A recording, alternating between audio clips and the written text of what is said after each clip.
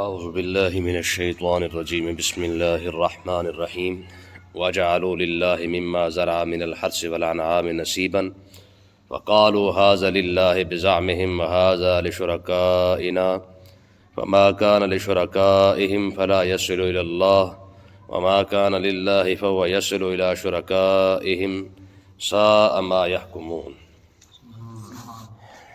یہاں پر یہ 3-4 آیتیں ہیں، 5 آیتیں، اس کے اندر اللہ تبارک و تعالیٰ نے کفار عرب جو تھے، یعنی عرب کے جو کافر تھے، ان کی چند غلط رسمیں ان کو اس کے اندر بیان کیا ہے۔ یاد رکھیں حضرت سیدنا ابراہیم علیہ السلام کا جو دین تھا، ان کے بعد صرف اور صرف حضرت اسماعیل علیہ السلام نبی بنے ہیں عرب کے اندر۔ حضرت اسماعیل کے بعد پھر کوئی نبی نہیں آیا، عرب کے اندر کوئی نہیں آیا۔ جو آخری نبی آئے تھے وہ بھی حضرت عیسیٰ علیہ السلام تھے، لیکن وہ بھی بنی اسرائیل کے اندر آئے ہیں، عرب کے اندر کوئی نبی نہیں آیا۔ عرب کے اندر صرف اور صرف حضرت سیدنا اسماعیل علیہ السلام آئے تھے۔ اس کے بعد پھر ہزاروں سال گزرے، پھر عرب کے اندر دوسرا کوئی نبی نہیں آیا۔ عرب کے اندر صرف اسماعیل علیہ السلام آئے تھے، اس کے بعد پھر ہزاروں سالوں کے بعد 3,000 سال کے وقفے کے بعد پھر آقا علیہ السلام تشریف لائے۔ تو ظاہر ہے ایک لمبے عرصہ گزرا ہے، تو ان کے اندر بہت ساری خامیاں آ چکی تھیں۔ ابراہیم علیہ السلام کے دین کو وہ چھوڑ چکے تھے، تو ان کی کچھ خامیاں جن کو وہ دین ہی سمجھ کر جو ہے وہ چلا رہے تھے، ان کو اللہ تبارک و تعالیٰ نے یہاں پہ بیان فرمایا ہے۔ کیونکہ جو دین ابراہیمی کا دعویٰ، تو ان کا بھی دین ابراہیمی کا ہی تھا۔ یاد رکھیں یہودی بھی اپنے آپ کو دین ابراہیمی پر ہی کہتے ہیں، وہ کہتے ہیں جی دین ابراہیمی جو ہے نا وہ ہمارے پاس ہے۔ عیسائی کہتے ہیں جی ہم دین ابراہیمی پر ہیں، اور کفار عرب جو تھے وہ بھی، عرب کے کافر بھی یہی کہتے تھے کہ ہم ابراہیم علیہ السلام کے دین پر ہی ہیں۔ تو اللہ تبارک و تعالیٰ نے ان کو یہ بیان فرمایا کہ ابراہیم علیہ السلام کا جو دین تھا، جو خرابیاں تمہارے اندر آ گئی وہ اس دین کے اندر تو نہیں تھی۔ اب وہ کون سی خرابیاں تھیں جو اس کے اندر آئی ہیں ان کے اندر؟ تو ایک خرابی ان کی یہ بیان کی، فرمایا وَجَعَلُوا لِلَّهِ مِمَّا زَرَعَ مِنَ الْحَرْثِ وَالْأَنْعَامِ نَصِيبًا۔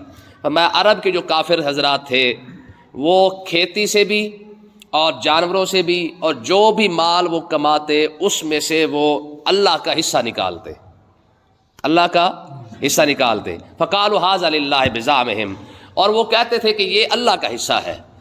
بِزَعْمِهِمْ ان کا اپنا خیال تھا، وَهَذَا لِشُرَكَائِنَا ایک حصہ وہ اور نکالتے، وہ کہتے کہ یہ حصہ ہمارے بتوں کے لیے ہے۔ تو یاد رکھیں عرب کے کافر جو تھے وہ رب کو بھی مانتے تھے، یہ نہیں کہ وہ خدا کو نہیں مانتے تھے، وہ خدا کو مانتے تھے۔ کہتے جی بڑا خدا جو ہے وہ رب کی ذات ہے، اور یہ بت جو ہے نا یہ بھی ساتھ ساتھ چھوٹے چھوٹے خدا ہے۔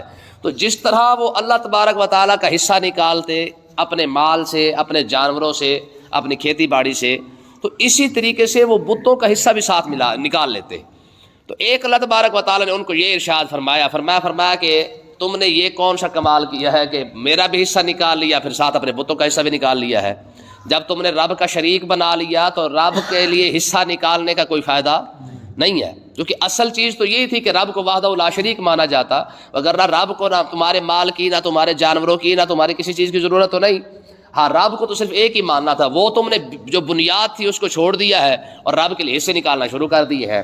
تو آگے ایک اور کام وہ یہ کرتے، جب وہ 2 حصے نکال لیتے نا، ایک بتوں کا نکالتے، دوسرا جو ہے وہ اپنا اللہ تعالیٰ کے لیے نکال لیتے۔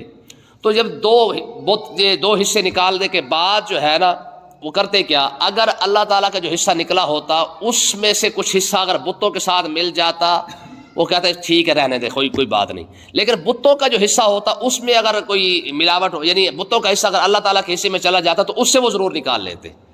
اللہ تعالیٰ کا حصہ جو ہوتا اس میں سے وہ اگر نکل آتا تو اس کو رہنے دیتے، لیکن جو بتوں کا حصہ اگر رب کے حصے میں مل جاتا تو اس کو واپس نکال لیتے۔ تو اللہ تعالیٰ نے ارشاد فرمایا فما کان لشرکائہم فلا یصل الی اللہ، فرمایا کہ وہ جو انہوں نے اپنے بتوں کے لیے حصہ نکالا تھا، فلا یصل الی اللہ، فرمایا وہ تو رب تک نہیں پہنچتا۔ وما کان للہ فہو یصل، اور جو اللہ کے لیے حصہ نکالا تھا وہ بتوں تک پہنچ جاتا ہے۔ ٹھیک ہے، مطلب کیا ہے، جو رب کے لیے حصہ تھا وہ اس میں سے اگر کوئی چیز نکال کے بتوں والے حصے میں ڈال دیتے تو وہ کہتے جی چلو ٹھیک ہے رہنے دے، کوئی بات نہیں۔ لیکن بتوں کے حصے میں سے اگر کوئی حصہ رب کے حصے میں چلا جاتا تو اس سے وہ ضرور نکالا کرتے تھے۔ تو اللہ تبارک و تعالیٰ نے ارشاد فرمایا تمہاری پہلی خرابی یہی ہے کہ تم نے رب کا بھی حصہ نکالا، ساتھ بتوں کا حصہ بھی نکال لیا ہے۔ ساء ما یحکمون، فرمایا یہ جو تم نے اپنے خیال سے یہ سارا کچھ کیا ہے، نہ تمہیں ابراہیم علیہ الصلوۃ والسلام نے یہ دین سکھایا تھا، نہ تمہیں اسماعیل علیہ السلام نے یہ سکھایا ہے، یہ تو تم نے بتوں کا حصہ اور رب کا حصہ نکالا ہے، یہ تم نے اپنے خیال سے نکالا ہے۔ ساء ما یحکمون، فرمایا کتنے برے تم کام کر رہے ہو، بغیر دلیل کے اپنی خیال سے تم نے اپنا دین بنایا ہوا ہے۔ اگلی بات فرمایا وَكَذَلِكَ زَيَّنَّا لِكَثِيرٍ مِّنَ الْمُشْرِكِينَ قَتْلَ أَوْلَادِهِمْ شُرَكَاءَهُمْ، دوسرا ایک خرابی ان کے اندر یہ آ چکی تھی کہ وہ اپنی اولاد کو قتل کرتے تھے۔ عرب والے بچیوں کو تو قتل کرتے ہی کرتے تھے، لیکن کچھ قبیلے ایسے تھے جو بچوں کو ہی قتل کر دیتے، اور ان کی وجہ وہ یہ بیان کرتے، وہ کہتے جی ہمارے پاس کیونکہ مالی معاملات ہمارے ٹھیک نہیں ہیں، حالات ہمارے خراب ہیں، ہمارے پاس پیسے نہیں ہیں، تو فلہٰذا ہم بچوں کو جو ہے وہ بچے دو ہی اچھے والی بات، ٹھیک ہے جی، ہم زیادہ بچوں کو افورڈ نہیں کر سکتے، اگر بچے زیادہ ہوں گے تو کہاں سے کھلائیں گے، کہاں سے جیسے آج خاندانی منصوبہ بندی نکالی ہے انہوں نے، تو یہ انہیں سے لیا انہوں نے، ٹھیک ہے۔ عرب والوں کا یہ عقیدہ تھا کہ اگر بچے زیادہ ہوں گے تو ان کو پالیں گے کیسے، تو بچیوں کو بھی قتل کرتے، ساتھ کبھی کبھی کبھار بچوں کو بھی ساتھ قتل کر دیتے۔ تو اللہ تبارک و تعالیٰ نے ارشاد فرمایا وہ قتل کرتے کیوں تھے، اس کی وجہ بیان کی، فرمایا وَكَذَلِكَ، فرمایا اسی طرح جس طرح انہوں نے شرک والا کام کیا، بتوں کو اور رب کو شریک کر کے ان کا حصہ نکالا ہے، ایک خرابی تو یہ کی ہے، دوسری خرابی یہ کی ہے زَيَّنَّا لِكَثِيرٍ مِّنَ الْمُشْرِكِينَ قَتْلَ أَوْلَادِهِمْ شُرَكَاءَهُمْ، اپنے شیطانوں کے پیچھے لگ کے اپنی اولاد کو بہت سارے مشرکوں نے قتل کیا ہے، اور اس قتل کو زینا اچھا سمجھا ہے۔ مطلب کیا ہے کہ جب عرب والوں کو شیطانوں نے برگلا لیا نا، شیطان سے مراد جنات بھی ہیں اور شیطان سے مراد ان کے وڈیرے بھی ہیں، تو اپنے وڈیروں کے کہنے پر، یاد رکھے عرب کے اندر جو بت پرستی شروع ہوئی تھی نا، وہ شخص جس نے بت پرستی شروع کی تھی اس کا نام تھا عمر بن عامر لحیی، ٹھیک ہے نا، یہ شخص تھا جس نے عرب کے اندر بت پرستی کی ابتدا کرائی تھی حضرت اسماعیل علیہ الصلوۃ والسلام کے بعد، ٹھیک ہے۔ آقا علیہ الصلوۃ والسلام نے ارشاد فرمایا میں نے عمر کو دیکھا ہے وہ جہنم کے اندر اپنی آنتڑیں جو ہوتی ہیں نا، انتڑیاں، یہ گھسیٹتا پھر رہا ہے، یعنی رب نے اس کو ایسا عذاب دیا ہے۔ تو یہ شخص تھا جس نے عرب کے اندر سب سے پہلے بت پرستی کی ابتدا کروائی تھی، یہ عمر نے۔ تو اس کے کہنے پر، کیونکہ یہ بہت بڑا پیسے والا بندہ تھا اور یہ حج کے موقع پر 1,000 اونٹ ذبح کر دیتا تھا، تو لوگ سمجھتے تھے یار اتنا پیسے والا بندہ ہے اور اتنا فیاض بھی ہے، سخی بھی ہے، 1,000 اونٹ ذبح کر دیتا ہے، تو کیا یہ ہمیں غلط راستے پہ لے کے جائے گا؟ فرمایا کہ ان عربوں نے اپنے وڈیروں کے پیچھے چل کے کیا کیا، ان کے وڈیروں نے کہا بھئی کہاں سے کماؤ گے، کہاں سے کھلاؤ گے بچوں کو، تو یا تو بچے پیدا نہ کرو یا بچوں کو ذبح کر دو۔ اب مجھے آپ بتائیں، جو بات وہاں عرب کے وڈیرے عرب والوں کو کر رہے تھے کہ بچوں کو کیسے پالو گے، یہی بات آج ٹی وی پر بیٹھ کر خاندانی منصوبہ بندی کے طریقے بتائے جاتے ہیں کہ جناب بچے دو ہی اچھے ٹھیک ہے، کیونکہ زیادہ بچے ہوں گے تو کیسے پالو گے۔ حالانکہ قرآن کا واضح فیصلہ ہے لا تقتلوا اولادکم خشیۃ املاق، تم اپنی اولاد کو رزق کی وجہ سے قتل نہ کرو، نحن نرزقہم وایاکم، اور رب نے تمہیں رزق دیا ہے تو رب ان کو بھی رزق دے گا۔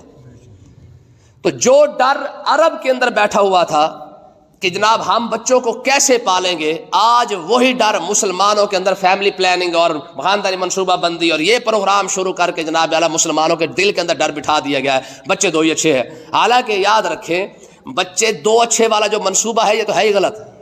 کیوں؟ اس کی وجہ یہ پہلی بات تو یہ کہ رب کے قانون کے ساتھ لڑائی ہے کہ رب دینا چاہتا ہے، یہاں پہ جناب بیٹھ کے خاندانی منصوبہ بندی شروع کر رہے ہیں۔ اور دوسری بات یہ ہے کہ تاریخ اٹھا کے دیکھ لے، جس کی خاندان جتنا زیادہ بڑا تھا پہلے، کیونکہ پہلے خاندانی جو معاملات تھے وہ بڑے بڑے تھے، اور یہ انگریز کی بہت بڑی چال تھی کہ یار مسلمان ایک تو شادی 4 کر لیتے ہیں، ٹھیک ہے، اور اوپر سے ظاہر ہے ایک بیوی سے 2-4 بچے ہو گیا تو دوسرے سے پھر 2-4 بچے ہو جاتے ہیں، اور یہ شادی بھی 4 کرتے ہیں۔ ہمارے ہاں تو شادی بھی ایک ہے، یاد رکھے ہندو بھی ایک شادی کرتا ہے، عیسائی بھی ایک شادی کرتا ہے، یہودی بھی ایک شادی کرتا ہے، واحد اسلام ہے جو 4 کی اجازت دیتا ہے۔ اب جب 4 شادیاں ہوتی ہیں تو 4 شادی سے بچے بھی تو ہوتے ہیں، تو خاندان کیونکہ بڑا بنتا ہے، تو یہ بات انگریزوں نے نوٹ کی ہے کہ یار ان کا جو خاندانی نظام ہے وہ بہت بڑا نظام ہے، اسلام کا جو خاندانی نظام اسلام نے دیا ہے یہ بہت بڑا نظام تھا۔ انہوں نے کہا جب تک ان کا خاندانی نظام نہیں ٹوٹے گا اس وقت تک ہم کامیاب نہیں ہوں گے۔ ایک ہی وڈیرا بیٹھ کے سب کو چلا رہا ہے، کہ آپ دیکھیں نا ہماری پچھلی نسل کو دیکھ لیں، ہمارے وڈیرے ہی تھے، نہ وہ کالج گئے نہ وہ یونیورسٹی گئے، لیکن انہوں نے پورے خاندانوں کو سنبھالا ہے۔ ہماری جو نانیاں تھیں یا دادیاں تھیں، یا پیچھے چلے جائیں اس سے پیچھے، تو وہ ایک ہی عورت ہوتی تھی جس نے پورے کے پورے خاندان کو سمیٹ کے رکھا ہوا تھا۔ آج تو کوئی چلنے کے ساتھ تیاری کوئی نہیں پورے خاندان کے ساتھ. آپ 4 بھائی ہیں تو 4 بھائیوں کا اپنا اپنا موڈ ہے, اپنے اپنے گھر بن چکے ہیں, کوئی بندہ جو ہے وہ رہنے کے لیے تیار نہیں ہے. جوائنٹ فیملی کے جناب اللہ نقصان بتائے جاتے ہیں بھی, اگر آپ اکٹھے رہیں گے تو پھر آپ کا نقصان ہو جائے گا. بلہذا بہتر یہ ہے کہ ایک بھائی کا منہ مشرق کی طرف کر دو, ایک کا منہ مغرب کی طرف کر دو, ایک کا شمال کی طرف, دوسرے کا جنوب کی طرف, تاکہ کوئی کسی کے ساتھ مل کے بیٹھے نہ.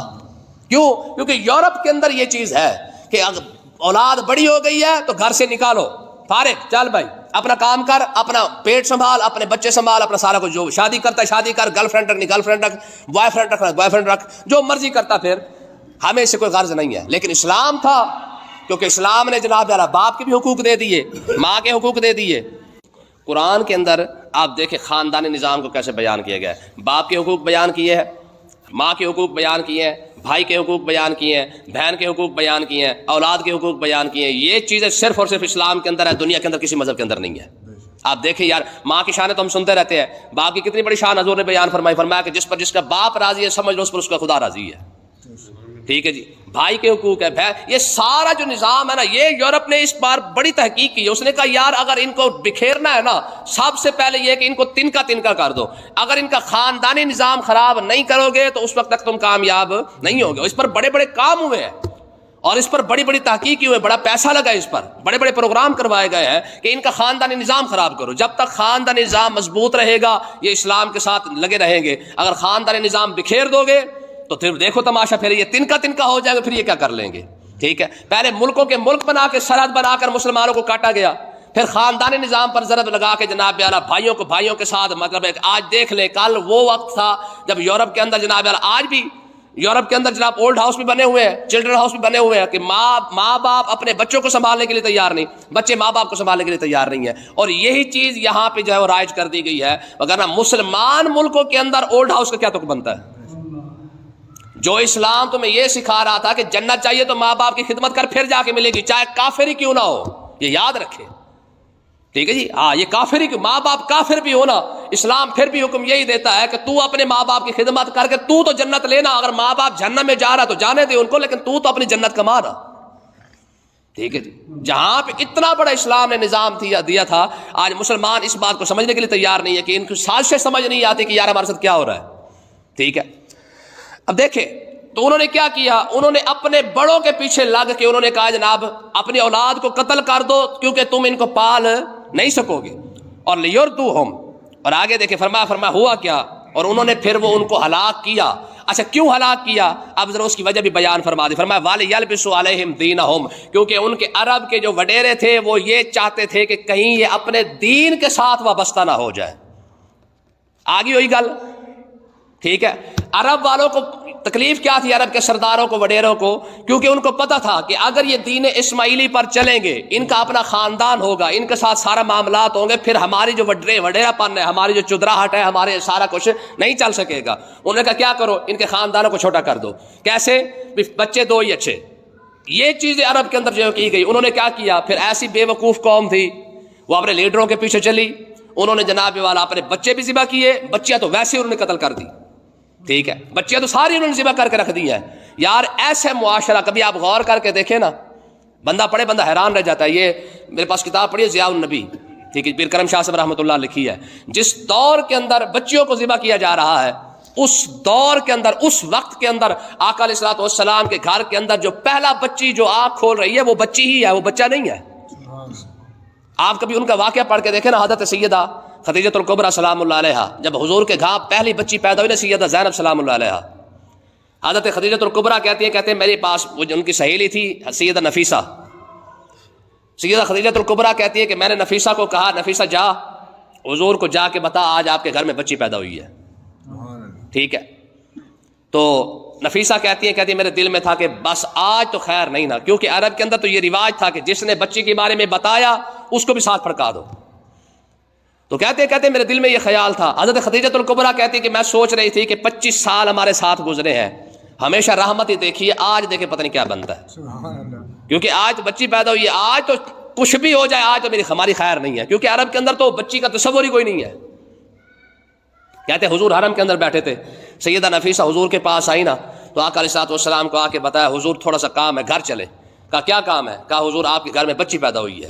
اتنی بات کی حضور تیزی سے چلے، اور جب حضور تیزی سے چلنے لگے تو چادر مبارک بھی جو ہے وہ زمین پر تشریف لائی. تو کہنے کا مقصد یہ ہے کہ حضور جب گھر تشریف لائے نا، ابھی حضور چوکر پہ پہنچے تھے، تو حضور کے پہلے الفاظ یہ تھے، آپ نے فرمایا خدیجہ آج تو نے رب کی رحمت کو میرے گھر میں موڑ دیا ہے. سبحان اللہ. یہ اس ماحول کے اندر یہ الفاظ تھے جس ماحول کے اندر بچی کا پیدا ہونا سب سے بڑا گناہ تھا.